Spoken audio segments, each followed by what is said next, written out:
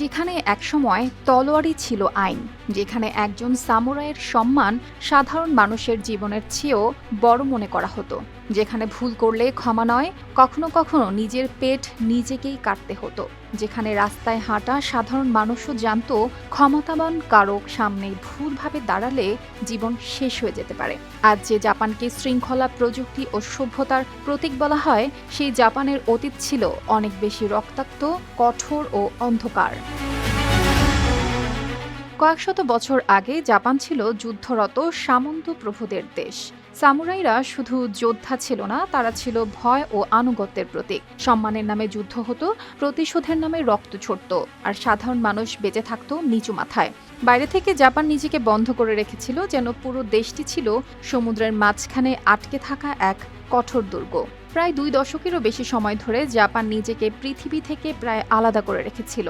বিদেশিদের প্রবেশ ছিল কঠোরভাবে নিয়ন্ত্রিত।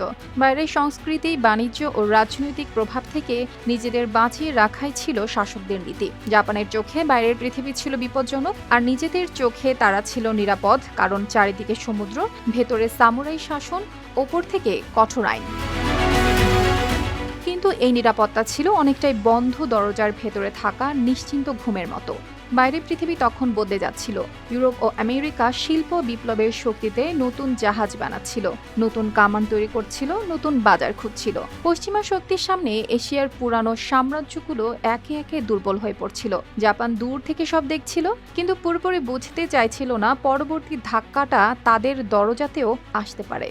1853 সালে সেই ধাক্কা সত্যি হয়ে যায়। আমেরিকার কয়েকটি যুদ্ধজাহাজ জাপানের উপকূলে এসে দাঁড়ায়। জাপানিরা এই জাহাজগুলোকে বলতো কালো জাহাজ, কারণ কয়লার ধোঁয়ায় আকাশ কালো হয়ে যেত।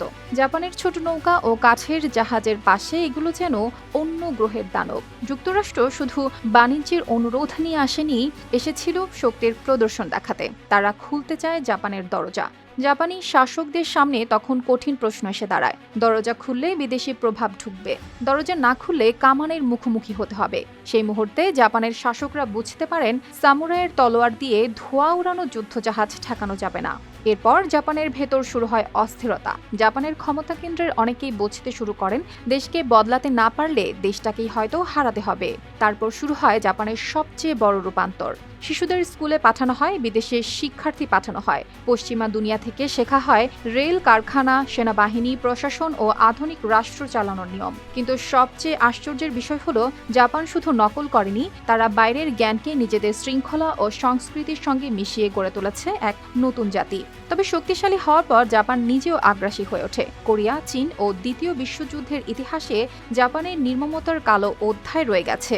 তারপর আসে হিরোশিমা ও নাগাসাকির ধ্বংস। 2 শহরের ওপর নেমে আসে এমন আগুন যা শুধু ভবন নয়, পুড়িয়ে দেয় একটি জাতির অহংকারও। সেই ধ্বংসস্তূপ থেকেই জাপান আবার উঠে দাঁড়ায়। এবার তারা বন্দুক নয়, বেছে নেয় বই, দখল নয়, উন্নয়ন বেছে নেয়, যুদ্ধ নয়, প্রযুক্তি বেছে নেয়। ধ্বংসের মাটি থেকে তারা গড়ে তোলে ট্রেন, কারখানা, গাড়ি, ইলেকট্রনিক্স ও বিশ্বের অন্যতম শৃঙ্খলাবদ্ধ সমাজ। অর্পিতা জাহান, RTV।